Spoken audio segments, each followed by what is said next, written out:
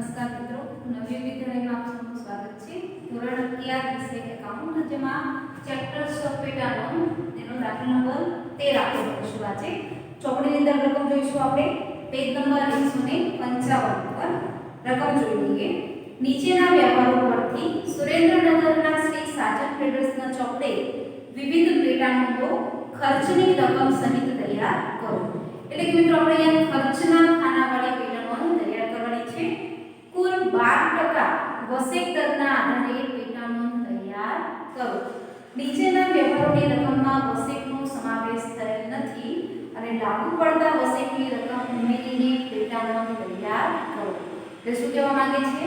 પેટા નોંધ આપણે તૈયાર કરવાની છે ખર્ચના ખાનાવાળી। તો રકમની અંદર બે પ્રકારના ખર્ચ આપેલા છે, એક છે રેલવેનું અને બીજો છે મજૂરી।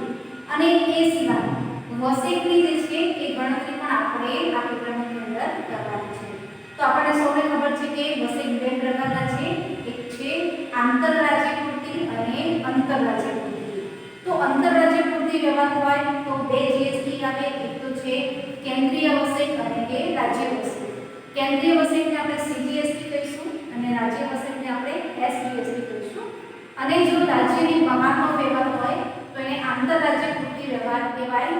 તો એવા સંજોગોમાં આઈજીએસટી ની ગણતરી કરવામાં આવે છે અને આઈજીએસટી એટલે કે સંકલિત વસેક। તો આપણે એ પ્રમાણેના ખાના પાડીશું। તો ખર્ચના ખાનાવાળી પેટાનું છે ખરીદ નોંધ, વેચાણ નોંધ, ખરીદ પરત નોંધ અને વેચાણ પરત નોંધ, એવી કુલ 4 પેટાનું આપણે તૈયાર કરવાની છે। તો શ્રી સાજન સ્ટોર્સની ખરીદ નોંધ ખાના કયા પ્રકારે પાડવાના છે એ કહી દો તમને। સૌપ્રથમ આપણે તારીખ, વેપારીનું નામ, ખરીદ નોંધ હોવાથી આવક ફરજિયાત નંબર, ખાતા વહી ખાતા નંબર। ત્યાર પછી રકમ રૂપિયાના હેડિંગ નીચે આપણે ખર્ચના ખાના પાડીશું। એમાં સૌથી પહેલા આવશે માલની ચોખ્ખી રકમ। ચોખ્ખી રકમ એટલે કે જેટલી વસ્તુની ખરીદી કે વેચાણ કર્યું છે એમાં વેપારી કોટો બાદ કર્યા પછીની રકમ આપણે અહીંયા ચોખ્ખી રકમના ખાનામાં લખીશું। ત્યાર પછી ખર્ચ છે બે પ્રકારના, રેલવેનું અને મજૂરી।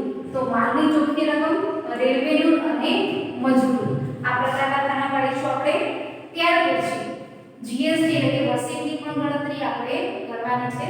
તો મેં તમને કીધું એ પ્રમાણે બે પ્રકારના વ્યવહાર હોઈ શકે, આંતરરાજ્ય પૂર્તિ અને આંતરરાજ્ય પૂર્તિ। એટલે કે જો એક જ રાજ્યની અંદરનો વ્યવહાર હોય તો આંતરરાજ્ય પૂર્તિ વસેક લાગુ પડે, પરંતુ રાજ્યની બહારનો વ્યવહાર હોય તો આંતરરાજ્ય પૂર્તિ વસેક લાગુ પડે। આંતરરાજ્ય પૂર્તિ એટલે કે રાજ્યની અંદરનો વ્યવહાર હોય તો બે પ્રકારના વસેક ગણાય, એક તો છે સીજીએસટી અને બીજો છે એસજીએસટી। સીજીએસટી એટલે કે કેન્દ્રીય વસેક અને એસજીએસટી એટલે કે રાજ્ય વસેક। ત્યાર પછી આંતરરાજ્ય પૂર્તિ એટલે કે રાજ્યની બહારનો વ્યવહાર હોય તો સંકલિત વસેક ગણવામાં આવે છે, જેને કહેવામાં આવે છે આઈજીએસટી। અહીંયા આપણે ગુજરાતીમાં નથી લખતા કારણ કે જો ગુજરાતીમાં લખીશું તો ખાનામાં સમસ્યા નહીં, એટલે આપણે ઇંગ્લિશ શબ્દ જેનો ઉપયોગ કર્યા છે સીજીએસટી, એસજીએસટી એટલે કે કેન્દ્રીય વસેક અને રાજ્ય વસેક, અને આ છે સંકલિત વસેક।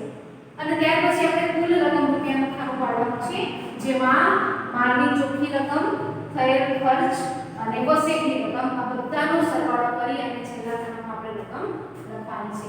તો એ જ રીતે આપણે વેચાણ નોંધ તૈયાર કરી છે। ફેરફાર માટે એટલો છે કે અહીંયા આપણે ખરીદ નોંધમાં વેપારીનું નામ લખ્યું હતું એની જગ્યાએ આપણે વેચાણ નોંધની અંદર ગ્રાહકનું નામ લખીશું। ત્યાં આવક ભરતિયા નંબર હતું, અહીંયા આવશે જાવક ભરતિયા નંબર।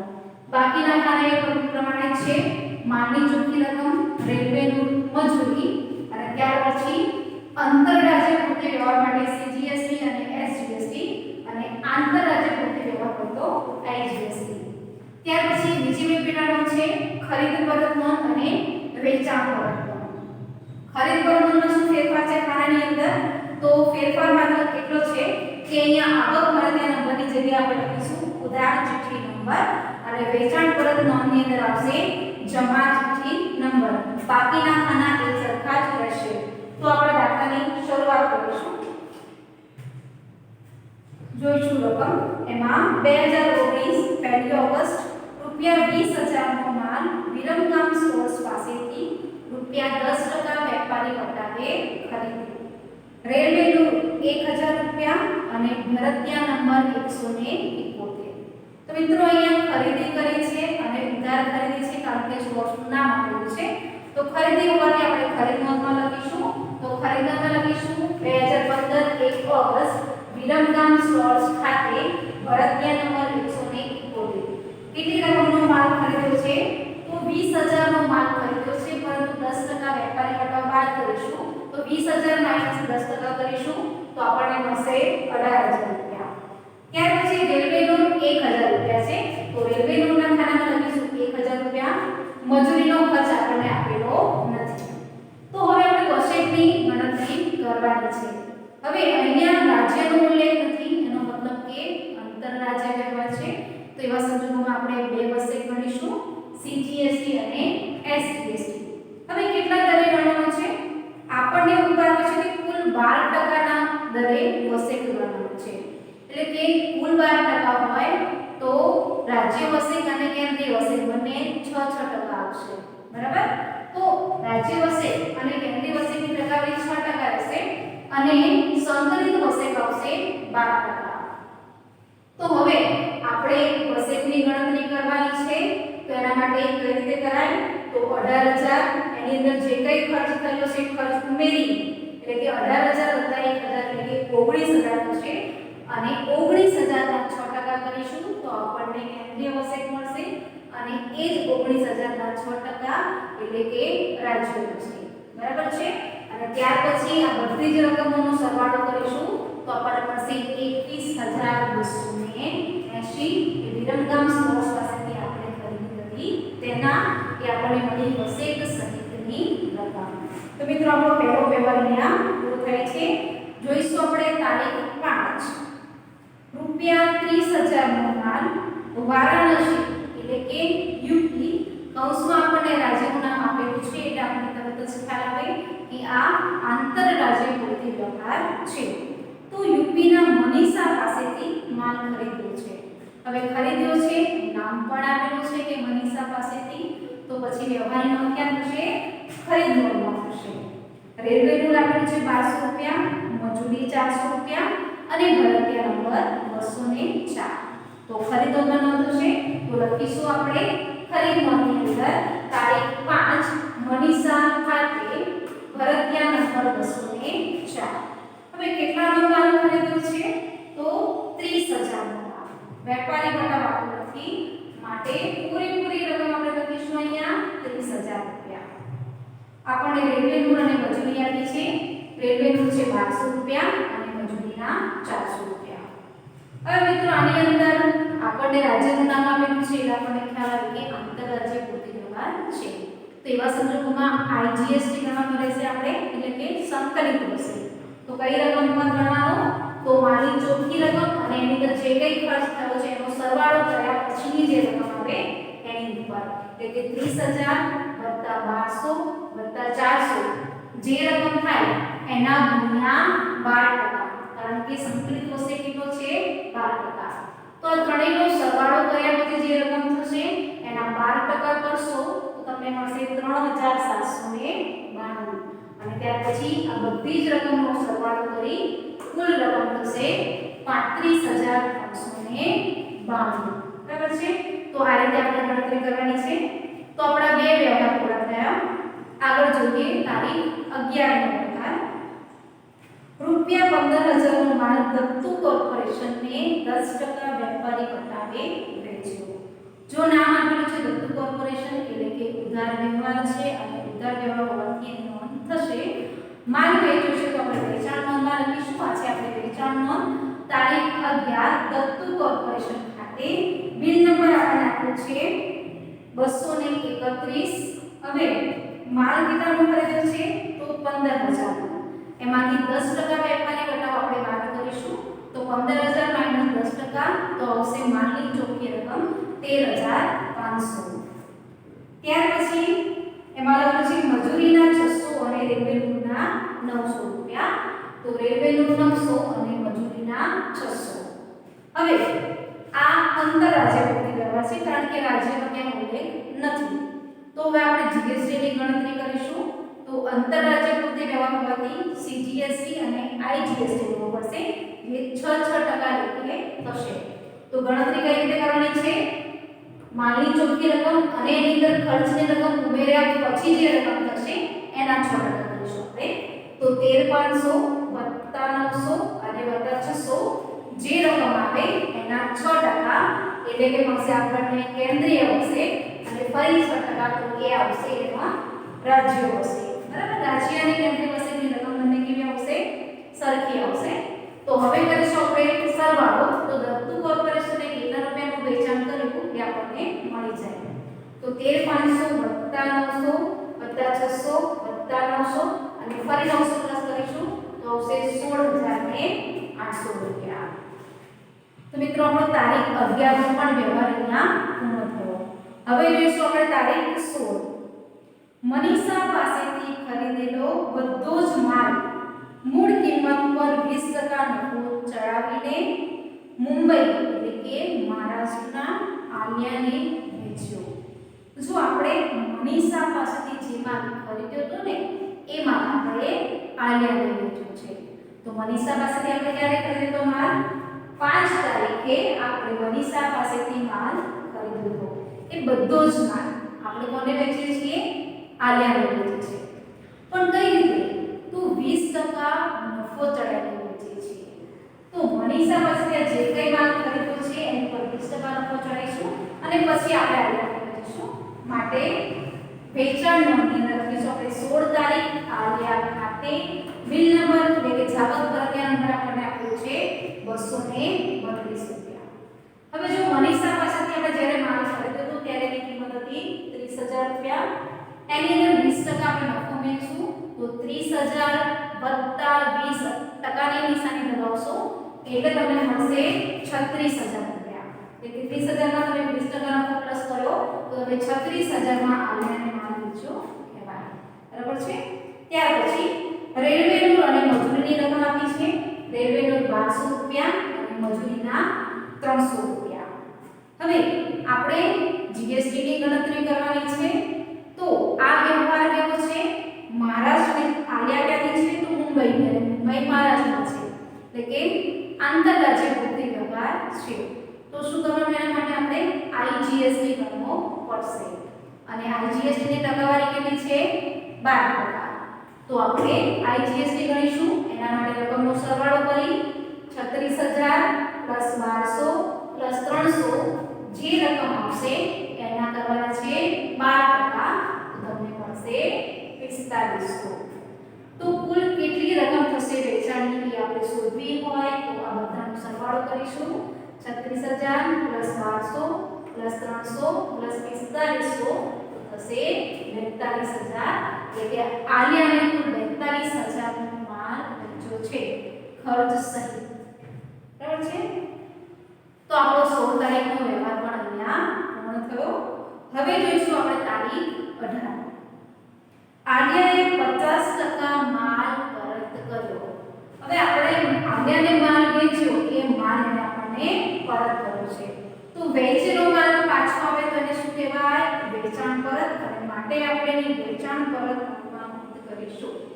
કેટલો માલ પરત કર્યો? તો 50% માલ. તો આલિયાને આપણે 36,000 નો માલ વેચ્યો તો એના 50% અથવા તો ભાગ્યા 2 કરો તો પણ રકમ મળશે 36,000 ના અડધા કરીશું તો આવશે 18,000. એમાં આગળ એવું લખેલું છે કે 50% માલ પરત કર્યો અને વસે રેલવેનું અને મજૂરીની પ્રમાણસર રકમ મજૂરે આપી. એટલે કે અડધો માલ પરત કર્યો તો આ બધા જ ખર્ચની રકમ અડધી અને મજૂરે આપી છે. તો ખર્ચની રકમ પણ અડધી થઈ જશે. 1200 ના થઈ જશે 600, 300 ના 150 અને 4500 ના અડધા 1250. બરાબર છે? અને સરવાળો કરીશું આપણે 18,000 + 600 + 150 + 2,250 તો સરવાળો મળશે 21,000. એટલે આલિયાએ આપણને કેટલાનો માલ પરત કર્યો? તો ખર્ચ સહિત 21,000 નો માલ આપણને પરત કર્યો છે. તો મિત્રો આગળ એની અંદર જે લખ્યું છે કે જમા ચિઠ્ઠી નંબર 15 તો આપણે જમા ચિઠ્ઠી નંબર 15 લખ્યો છે અને આગળ લખ્યું છે કે આ માલ મનીષાને પરત કરો. મનીષા પાસેથી ખરીદીને આપણે આલિયાને વેચ્યો, બરાબર? અહીં મનીષા પાસેથી જે ખરીદ્યો તો એ 20% નફો ચડાવી આપણે આલિયાને વેચ્યો તો આલિયાએ એમાંથી અડધો ભાગ આપણને પરત કર્યો. ફરી એકવાર સમજાવો. મનીષા પાસેથી આપણે જે માલ ખરીદ્યો તો એની પર 20% નફો ચડાવી એ માલ આપણે આલિયાને 36000 માં વેચ્યો તો અને આલિયાએ એ માલ એમાંથી 50% માલ આપણને પરત કર્યો. એટલે કે જે માલ વેચ્યો તો એમાંથી અડધો માલ આપણને પરત કર્યો છે. તો હવે એ માલ આપણે કોને આપ્યા છે? મનીષાને પાછો આપ્યો છે. તો આપણે મનીષા પાસેથી ખરીદી કરી અને મનીષાને માલ પરત કરીએ તો એટલે શું કહેવાય? ખરીદ પરત કહેવાય. માટે ખરીદ પરત નો અંદર લખીશું આપણે એ જ તારીખે 18 તારીખ મનીષા ખાતે. કેટલો માલ લખવાનો? તો અડધો જ માલ પરત કરવાનો. કારણ કે આપણે આલિયાને વેચ્યો એમાંથી એણે અડધો માલ પરત કર્યો તો આપણે પણ અડધો જ માલ મનીષાને પરત કરીશું. પણ સામો અડધો કરવાનો તો એની પાસેથી આપણે જે ખરીદી કરી હતી એના અડધા કરવાના. 30000 નો માલ ખરીદ્યો તો એમાં થઈ જશે અડધા 15000. રેલવેનું મજૂરી અને વસીકી રકમ પણ મજૂરી આપીશું આપણે તો 1200 ના થઈ જશે 600, 400 ના 200 અને ત્યાર પછી 3792 એના થશે 1896 અને સરવાળો કરીશું આપણે તો કુલ ખરીદ પરત આપણો કેટલું છે? તો 15600, 200 અને 1896 તો ટોટલ હશે 17696. બરાબર છે? તો હવે આગળ જોઈશું આપણે ઉદાર ચિહ્ન નિષ્ફળ છે લખેલું છે જે આપણે અહીંયા લખી નાખ્યું છે. જોઈએ આપણે આગળ વ્યવહાર નંબર 20 એટલે કે તારીખ 20 નો વ્યવહાર. રૂપિયા 30000 નો માલ શ્રેષ્ઠ કોર્પોરેશનને વેચ્યો. મજૂરી 250, રેલવે રૂટ 600 રૂપિયા અને ભરતિયા નંબર 240. બરાબર? માલ વેચ્યો છે શ્રેષ્ઠ કોર્પોરેશનને, ઉધાર માલ વેચ્યો છે અંદર રાજ્ય પૂર્તિ વ્યવહાર છે. બરાબર? તો વેચાણ નોંધ લખીશું આપણે શ્રેષ્ઠ કોર્પોરેશન ખાતે. ભરતિયા નંબર આપણને આપે છે 240. કેટલાનો માલ વેચ્યો છે? તો 30000 નો છે. આપણે લખીશું રેલવે રૂટ અને મજૂરીની રકમ આપી છે. રેલવે રૂટ છે 600 રૂપિયા, મજૂરી 200 રૂપિયા. આંતરરાજ્ય પૂર્તિ વ્યવહાર છે માટે સીજીએસટી અને એસજીએસટી ની ગણતરી કરવી પડશે અને ટકાવારી કેટલી રહેશે? તો 6%. રકમ કઈ રીતે શોધાય? તો માલની ચોખ્ખી રકમની અંદર ખર્ચ ઉમેરી દેવાનો એટલે કે 30000 600 250 જે રકમ આવશે એના તમારે 6% કરવાના છે અને 6% કરશો તો તમને સીજીએસટી અને એસજીએસટી બંને રકમ મળી જશે. અને ચોખ્ખું વેચાણ શ્રેષ્ઠ કોર્પોરેશને કરેલી વેચાણની આપણને ખર્ચ સહિત કુલ કેટલી આવક થાય છે? તો સરવાળો કરી નાખીશું બધી રકમનો તો થશે 34552. આગળ જોઈએ આપણે તારીખ 25. ગાંધી ફર્નિચર માર્ટમાંથી રૂપિયા 18000 નું ફર્નિચર ખરીદ્યું. તો મિત્રો અહીંયા ફર્નિચર ખરીદ્યું છે તો ફર્નિચર એ મિલકત ખરીદનો વ્યવહાર છે માટે અહીંયા નોંધ છે નહીં. તમારે અલગથી નીચે લખી નાખવાનું છે કે તારીખ 25 ફર્નિચર ખરીદીનો વ્યવહાર હોવાથી એટલે કે મિલકત ખરીદીનો વ્યવહાર હોવાથી એની નોંધ થશે નહીં. આગળ જોઈએ આપણે 27 તારીખ દત્તુ કોર્પોરેશને 50% માલ પરત કર્યો. જો આપણે દત્તુ કોર્પોરેશનને માલ વેચ્યો તો આપણે ક્યારે વેચ્યો તો 11 તારીખે.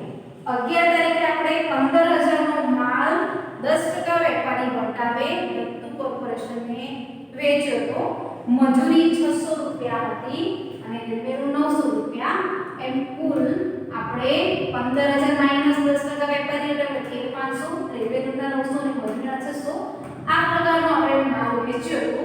હવે એમાંથી એને 50% માલ પરત કર્યો છે અને એની સામે એને રેલવેનું મજૂરી અને જે કંઈ વસેલી રકમ છે એ પણ મજૂરી આપવામાં આવે છે. પણ કેટલી? તો માલના પ્રમાણમાં. એ 50% માલ પરત કરે છે તો ખર્ચની 50% રકમ એને મજૂરી આપવામાં આવે છે. તો વેચેલો કોર્પોરેશન ખાતે આપણને જમા ચીઠ્ઠી નંબર આપેલો છે 16. 50% એટલે કે 13,500 ના 50% તો 13,500 ભાગ્યા 2 કરશું તો 6,750 આવશે. રેલવે નું 900 ના 50% 450 આવશે. મજૂરી 600 ના અડધા 300 થશે. અને સીજીએસટી અને એસજીએસટી બંનેની અડધી રકમ લખીએ તો 900 ના 50% તો અડધી રકમ થશે 450 અને 450 અને બધી જ રકમનો સરવાળો કરીશું તો આપણને ખ્યાલ આવશે દત્તુ કોર્પોરેશન પાસેથી કુલ કેટલી રકમનો માલ વેચેલો પરત આવ્યો. તો બધી જ રકમનો સરવાળો કરીશું તો આવશે 8,400 નો માલ પરત આવ્યો છે. બરાબર છે. તો 27 તારીખનો વ્યવહાર અહીંયા પૂર્ણ થાય છે. પાછળ જોઈશું આપણે 28 તારીખ.